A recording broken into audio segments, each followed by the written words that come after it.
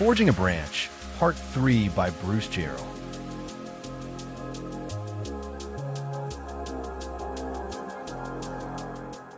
This is the forging at the end of Part 2.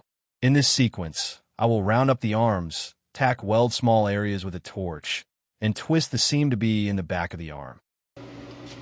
The arms can be partially rounded at this point because they are accessible.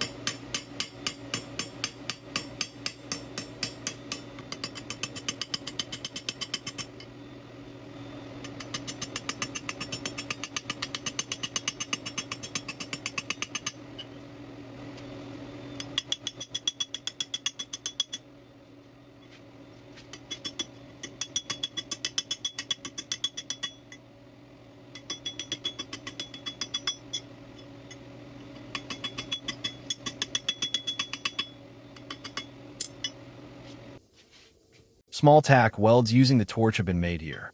They will help maintain the roundness of the arm. The arm will be heated at this point. Each arm is heated with a torch to localize the heat. The arm is then twisted to hide the seam at the back of the arm. The arms are gently tapped together. This will close the crotch and hide the seam at this location. Any distortion in the growth node can be trued up.